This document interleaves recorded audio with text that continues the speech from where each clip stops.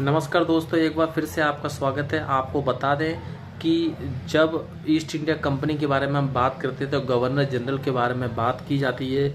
Governor general, Bharat का प्रथम governor general, इस तरह से जनरल, गवर्नर जनरल, बंगाल का गवर्नर जनरल, इस तरह से हमें डाउट रहते हैं। थोड़ा सा हम उसके बारे में जानने की कोशिश करेंगे कि गवर्नर जनरल कौन, कैसा, पहले कौन थे। प्रथम गवर्नर जनरल के बारे में हम जानने की कोशिश करेंगे। आपको बता दें कि सन 1600 ईस्वी में जब ईस्ट इंडिया कंपनी भारत आई थी, भारत आने के बाद में वो जो ब्रिटिश की जो एलिजाबेथ थी, उनके कहने पर, उनके चार्टर नियम को लेकर वो भारत आई थी और 1600 में वो ईस्ट इंडिया कंपनी व्यापार करने के लिए आई थी। बंगाल, बिहार और उड़ीसा क्षेत्र को उन्होंने अपनाया था क्योंकि वही समृद्ध क्षेत्र था, वही समृद्ध राज्य था उस समय का। आपको बता दें कि ईस्ट इंडिया कंपनी 1600 में आई थी, व्यापार करने के उद्देश्य से आई थी। धीरे धीरे उन्होंने अपनी जड़ें जमाना शुरू कर दिया था। और आपको बता दें कि 1757 के प्लासी के युद्ध में ईस्ट इंडिया कंपनी को मौका मिल गया था और ईस्ट इंडिया कंपनी 1757 की लड़ाई में ईस्ट इंडिया कंपनी जीत गई थी और बंगाल, बिहार और उड़ीसा के जो राजस्व के अधिकार थे वो उन्हें मिल गए थे। उस समय ऐसा लग रहा था कि ईस्ट इंडिया कंपनी अब काफ़ी फायदे में जाएगी। ब्रिटिश सरकार भी इस चीज़ से खुश थी। आपको बता दें 1757 की बात करें, उस समय जब युद्ध हुआ था उस समय भारत का गवर्नर जनरल नहीं हुआ करता था, उस समय बंगाल का जनरल हुआ करता था। उस समय बंगाल के जनरल जो थे वो रॉबर्ट क्लाइव थे। याद कर लें, बंगाल के जनरल रॉबर्ट क्लाइव थे। 1757 से लेकर 1773 के पहले तक जब कंपनी काम करने लगी तो उस कंपनी को लॉस होने लगा। लॉस का रीज़न ये था कि ईस्ट इंडिया कंपनी के जो कर्मचारी थे वो भ्रष्ट हो गए थे। वो कंपनी के नाम से बाहर छोटे छोटे व्यापार करने लगे, भारत जनता से गिफ्ट लेने लगे, व्यापार करने लगे। इसके अलावा घूस रिश्वत लेने लगे। करप्शन इतना बढ़ गया था कि कंपनी को लॉस होता गया। फिर ईस्ट इंडिया कंपनी ने क्या किया कि वो कंप्लेंट ब्रिटिश से की, ब्रिटिश में की गई। जो ब्रिटिश से जब कंप्लेंट करी तो उन्होंने पहला नियम लाया 1773 का रेगुलेटिंग एक्ट।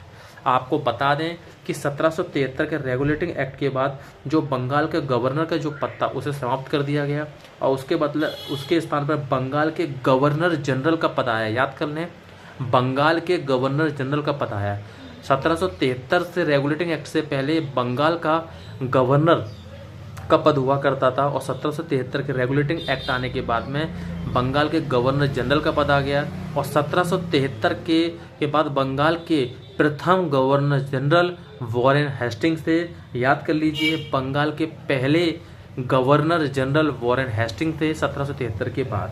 उसके बाद आपको बता दूं, बीच में बहुत सारे संशोधन हुए। उसके 1833 में एक चार्टर अधिनियम आया, उसमें बंगाल के गवर्नर जनरल को नाम उसका पुनः बदल दिया गया और बंगाल के गवर्नर जनरल के स्थान पर भारत का गवर्नर जनरल पद नाम रख दिया गया। और जैसे ही भारत का गवर्नर जनरल पद नाम दिया गया, आपको बता दें भारत के पहले गवर्नर जनरल विलियम बेटिंग थे। भारत के प्रथम गवर्नर जनरल विलियम बेटिंग थे। आपको बता दें उसके बाद 1857 की क्रांति हुई। उस प्रकार ब्रिटिश को लग गया था कि ईस्ट इंडिया कंपनी अब शासन नहीं चला सकती, तो ब्रिटिश संसद भारत में खुलेआम आ गया था। और वर्ष 1857 के विद्रोह के बाद कंपनी के शासन को समाप्त कर दिया गया और भारत ब्रिटिश ताज के सीधे नियंत्रण में आ गया। यानी कि जो भारत था वो ब्रिटिश ताज के सीधे नियंत्रण में आ गया और 1857 के बाद में ताज का शासन शुरू हो गया। उसके बाद भारत सरकार अधिनियम 1858, जिसे गवर्नमेंट ऑफ इंडिया एक्ट 1858 कहा जाता है, पारित किया गया, जिसने भारत का गवर्नर जनरल नाम बदलकर भारत का वॉइसरॉय कर दिया गया और वॉइसरॉय को सीधे ब्रिटिश सरकार द्वारा नियुक्त किया जाता था। आपको बता दें कि भारत के प्रथम वॉइसरॉय जो थे लॉर्ड कैनिंग थे। याद कर लीजिए आपको मैं 2-3 चीजें क्लियर कर देता हूँ। पहली चीज कि बंगाल का गवर्नर जो था वो आपके थे रॉबर्ट क्लाइव। बंगाल के गवर्नर रॉबर्ट क्लाइव। बंगाल के गवर्नर जनरल की बात करें वो थे आपके वॉरेन हेस्टिंग थे।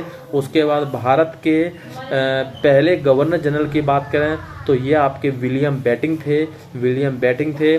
उसके बाद आपको बता दें 1858 के बाद भारत का प्रथम वॉइसरॉय जो थे लॉर्ड कैनिंग थे। आप सभी को शुभकामनाएं।